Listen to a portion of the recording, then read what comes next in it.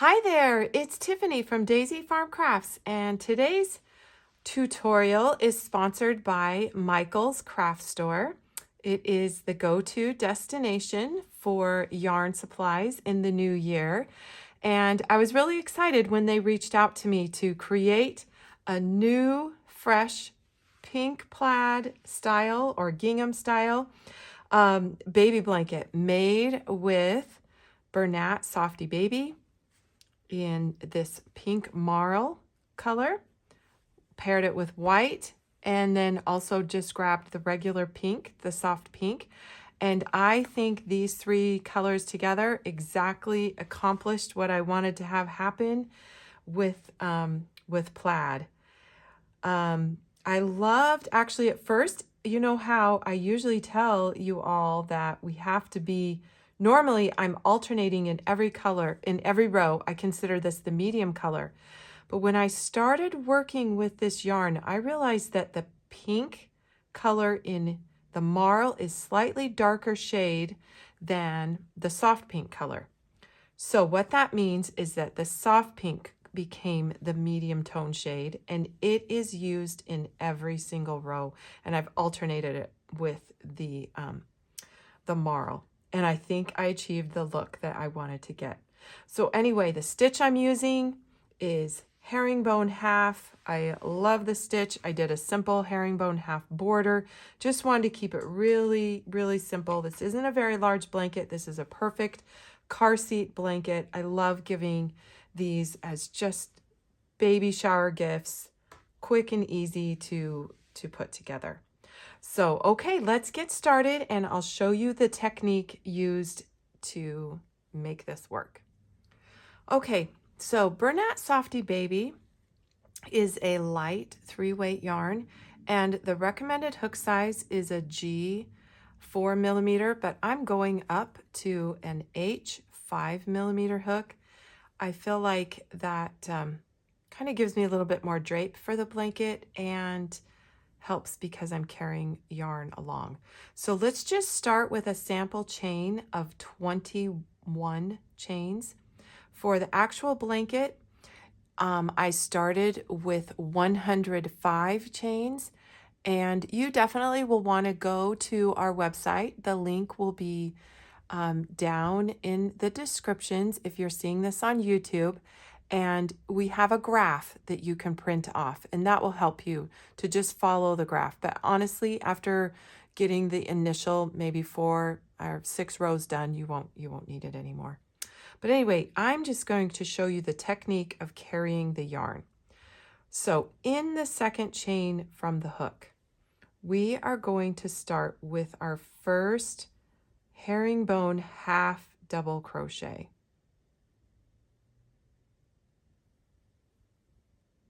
Okay, so what I did is I yarned over, inserted my hook, yarn over, pull up a loop, and pull through the first loop on the hook, and then pull through 2. Now let's just make 4 of these. And I'm starting the 4th stitch right now. And I'm going to work the first step of the stitch and then stop right there. I'm going to make the decision right now. The pink, soft pink, will be to the front of my work. And it's actually, the skein is over here to my left. Like sometimes when I'm sitting on the couch, I'll put this one on my left. I'll grab the second one and put it on my right. You just simply add in, just like you would do to change colors, add in that extra color. This is the white. So now I'm going to work the next 4 stitches in the white, and I also will work over the pink yarn, carrying it along with me.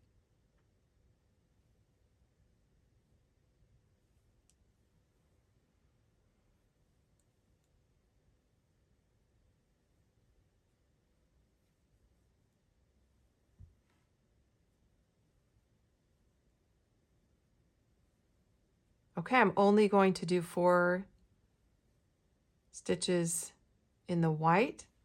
I'm going to keep the white to the back of my work, and now the pink is right there ready for me to pull through. Now let's work the next 8 stitches in the pink.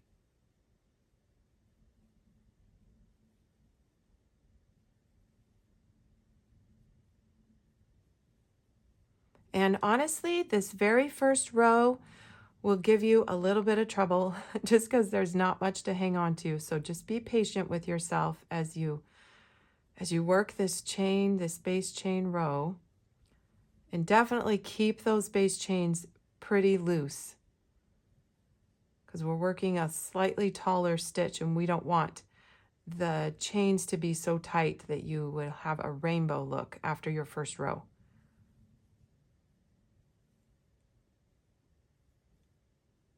Two, three, four, five, six, 7.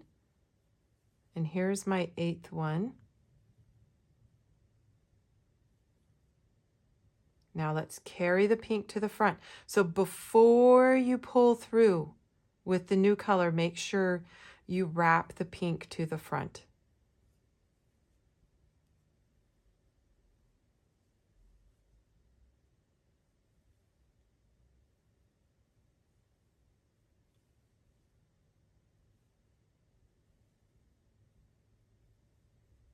And here's the last 4 stitches. Now I believe on the graph, you know, it works itself out. You'll be ending with the pink color, but the process is still the same. You will chain 1, turn your work, and we're still going to be using this other color in the row, the pink in the row. So bring it around the back of the work with you, around the end. Yarn over, work into the very first stitch and underneath that carried yarn, and continue working.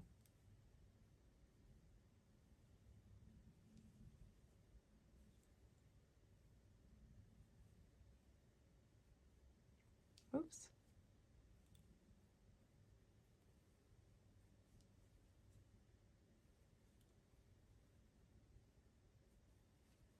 Okay.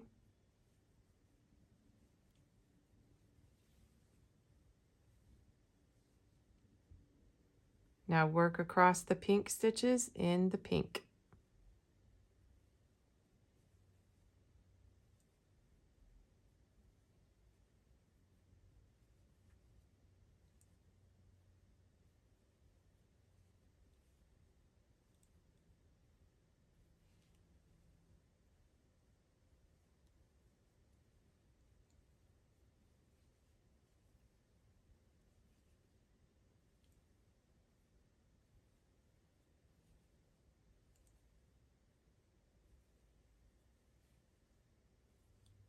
Okay, now when it's time to change color and start adding in the pink marl color, same thing, just work the first step of the stitch, stop right there.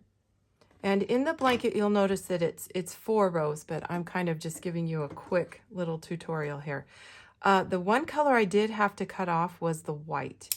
I did not carry the white up the side, but I did carry the marl up the side. So that's personal preference, but here we go. This is how you'll just add in the new color.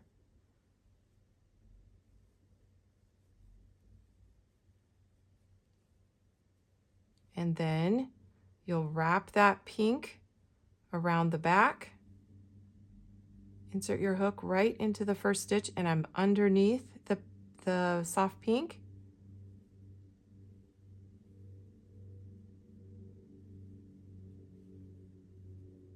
And away we go. One thing I do like about all the color changes, though, is that it helps me keep my counting just right on. It's like, make sure, you know, you have the last 4 stitches of the color. Helps you keep the sides of your blanket straight. Helps you not miss any colors.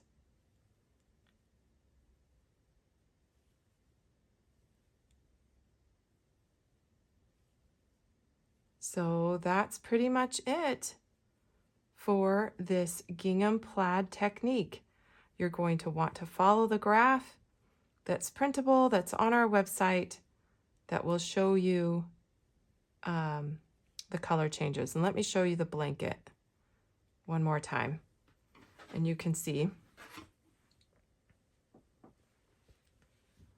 So basically it's 4, 4, and then 8, 4, 4, 4, 8, again, 4, 4, 4, 8, and then it ends over here with a final 2 colors so that it mirrors what the start of the blanket is. And then going upwards, it's 4, 8 rows, 4 rows, 4 rows. And I'm looking at the back of my blanket here. It's easier to see the colors this way. So this is 4 rows, 4 rows, 8 rows. It's kind of, that's the repetition that you get. Now for the border, all I did was continue working the herringbone stitch. I did realize for the most even stitching on the side of the blanket, I'll work 3 herringbone stitches per 2 rows, and then I skipped a row and I worked 3, and so then I mirrored that on the top. I worked 3 herringbone stitches like into the corner, skipped 2 stitches, and then worked 3, and then I didn't turn or anything. After the first row I joined, and then I continued working in the exact same direction, 1 herringbone stitch into the top of each stitch. And that's how you will get the border. And I'll show you how to weave in the ends while I've got you. I know I don't do this in every video, but I happen to have an end here that needs to be woven in. So if you've never seen this before, don't want to go search for another video, I just start inserting my needle in all sorts of directions underneath stitches through the yarn. I kind of like to split the yarn apart if I can. Try not to double up in too many places to make it thick. There really is no wrong way to do this. Just weave it in and out of stitches several times, and then kind of like give yourself several to weave under to finish off the stitch. Pull it out. Clip it close to the fabric as you can, and it pretty much disappears. Now this is another end that I actually need to weave into. And did I say this is like a blunt tip needle? I actually had crocheted over this end when I first started, so it's under there quite a ways, but I still like to secure it after it's been worked over, because I've had blankets where if I only crochet over the ends, after a while those ends will start popping out.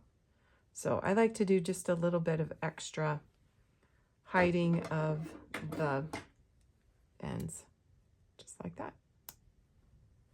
And you have a beautiful gift for a baby shower and a beautiful baby blanket project to start the new year. So I'd like to thank Michael's Craft Store for sponsoring us in this video. And I hope you'll be able to find either on their website or in their stores Bernat Softy Baby. I found this the best way to get this plaid design going is that it's already done for you. It's already striped with the white and already has the darker shade. So it's perfect. Perfect, perfect. So thank you everyone for coming by to our YouTube channel. We've got a lot of exciting stuff planned for 2022. So I hope you stay with us, stay tuned and watch and see what else we come up with this year. Lots of fun yarn coming out. So it's going to be a good year. All right, everyone. Happy New Year to you.